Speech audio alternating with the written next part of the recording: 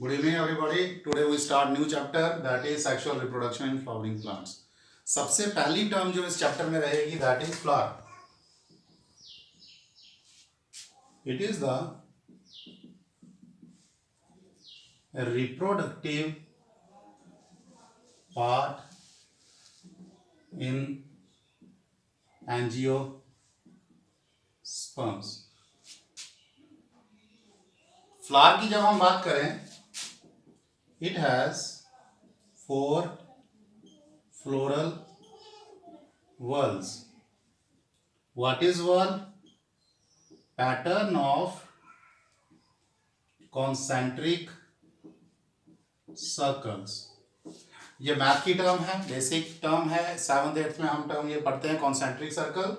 तो फ्लावर में 4 floral whorls होते हैं और वर्ल्स की अगर हम बात करें कॉन्सेंट्रिक सर्कल अरेंजमेंट है. हमारे पास जो 4 वर्ल्स हैं फ्लोरल वर्ल्स वो कौन कौन से हैं? They are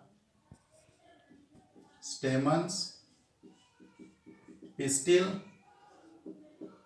then corolla and last is calyx. Stamen and pistil ये दोनों जो हैं they are the reproductive units of flower. First floral whorl को हम स्टार्ट करेंगे. First floral whorl is calyx. What is calyx? It is the outermost whorl of flower. Next line, individual leaf of calyx is known as sepal. Okay, अब diagram में हम चलेंगे. Outer most whorl is sepal. यहां पे मैंने diagram में लिखा हुआ है, बट सेपल और कैलेक्स में एक डिफरेंस है. Calyx is considered as whole part और sepal is the individual leaf. Single green leaf outermost जो रहेगा पार्ट, सिंगल ग्रीन लीफ जो है that is known as sepal. पूरे पार्ट होल पार्ट को हम क्या बोलेंगे? कैलेक्स. ठीक है. अब इसके फंक्शंस की अगर हम बात करते हैं, ग्रीन इन कलर है तो क्या करेगा? Perform photosynthesis. Second function, protect other floral parts. कब? During bud condition. Third, prevent transpiration, loss of water during bud condition, उस चीज को ये प्रिवेंट करेगा. तो कैलेक्स हो गया हमारा. Then second floral whorl is corolla. Same line रहेगी. Individual leaf of corolla is known as petal. तो डायग्राम में मैंने मेंशन किया है, this is petal, this is petal. और पैटल के बारे में अगर हम बताएंगे, it is brightly coloured part of flower. Brightly coloured की वजह से it attract insects for pollination. तो क्या बेनिफिट है ब्राइटली कलर होने का? It attracts insects. किसके लिए? For pollination, transfer of pollen grain from anther to stigma. Then next term, यहां पे हमारे पास 2 टर्म्स आती हैं जब हम कैलेक्स और कोरोला की बात करते हैं. First term is perianth and second term is tepal. अब ये क्या होते हैं? Sepal and petal forms the floral envelope. Floral envelope, इसी को आगे में लिखूंगा. Floral envelope which has both calyx and corolla is known as perianth.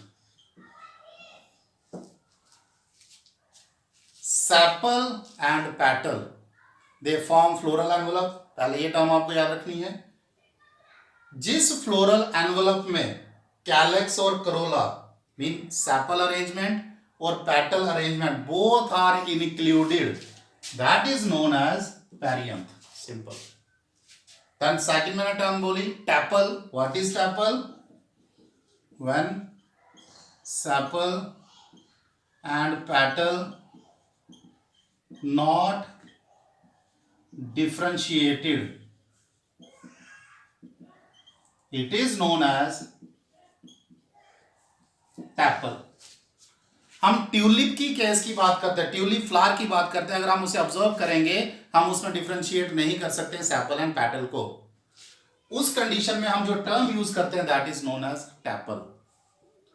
2 हमारे फ्लोरल वर्ल्स हो गए हैं. फर्स्ट कैलेक्स हो गया है, सेकंड करोला हो गया है.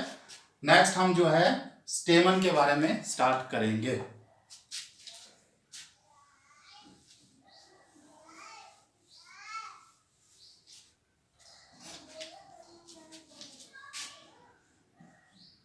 Then third part, stamen, also known as androecium.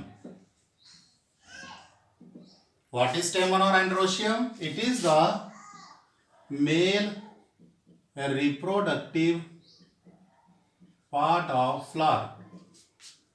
It includes anther and filament. Okay, diagram पे चलेंगे. यहां पे मैंने 2 एंड्रोशियम्स जो हैं ये बनाए हुए हैं. अब इस एंड्रोशियम की अगर हम बात करते हैं, इसके 2 पार्ट्स हैं. This part is known as anther और नीचे जो स्टाक है, स्टाक इज नोन एज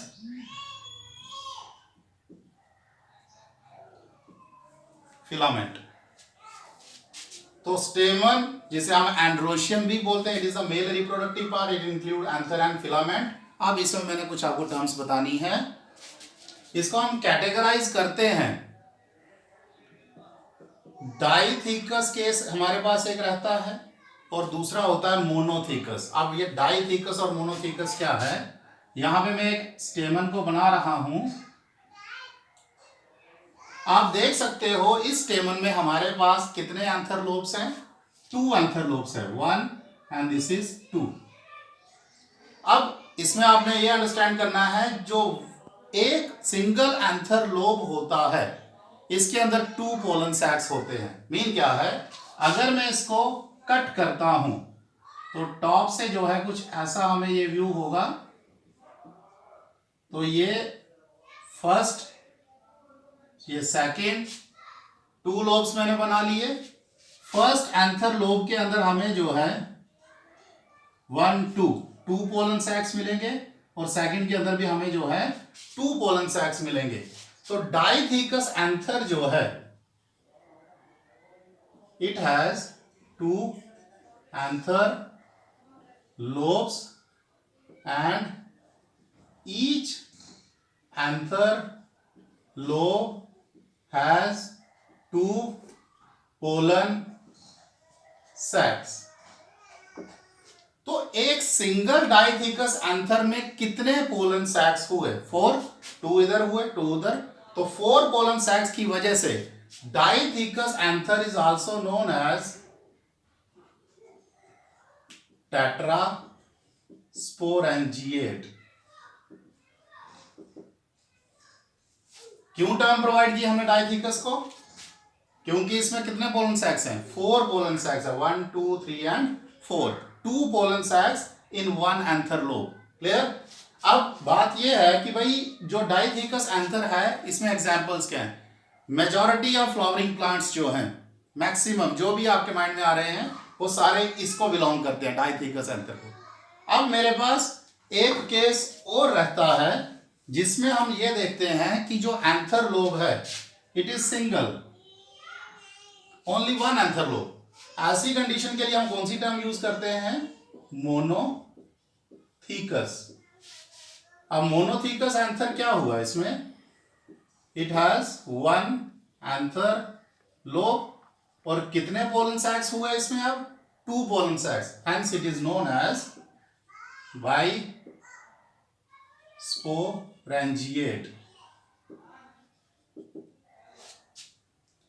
अब इसमें एग्जाम्पल कौन सी रहती है मोनोथीकस एंथर में? एग्जाम्पल हमारे पास एक फैमिली है मालवेसियई फैमिली, और इस मालवेसियई फैमिली में एग्जाम्पल में लिखूंगा इसके अंदर बड़ी कॉमन एग्जाम्पल है ओकरा।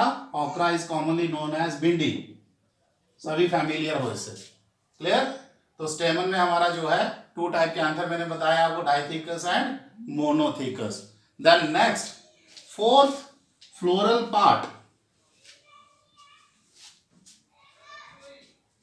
it is known as pistil, carpel, gynoecium।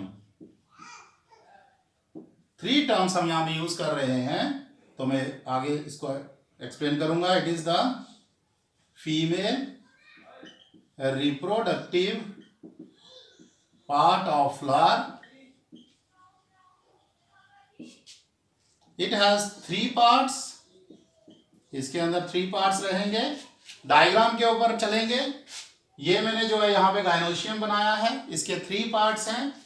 First part is stigma, second part is style and third part is ovary. तो हमारे पास 3 पार्ट्स हैं। First part is stigma, it is the receptive part. क्यों बोल रहे हैं इसे रिसेप्टिव पार्ट? क्योंकि इट रिसीव्स पोलन ग्रेन्स। ठीक है। Second is filament, it is also known as style, इसको ही हम स्टाइल भी बोल सकते हैं। It connect stigma and ovary, and third part is ovary. Okay, ovary की अगर हम बात करते हैं, it has ovules. Okay, after fertilization, ये मैंने पहले भी बात रिपीट की हुई है, after fertilization ovary forms fruit and ovule forms seed. तो 3 पार्ट्स रहेंगे। गाइनोशियम में कार्पल भी बोल सकते हैं, पिस्टल भी बोल सकते हैं, स्टिग्मा, फिलामेंट एंड ओवरी। तो स्टूडेंट्स, जो आज हमने टॉपिक डिस्कस किया है वो हमने किया flower and its parts. Next जो हमारा लेक्चर होगा वो होगा स्टेमन्स के ऊपर।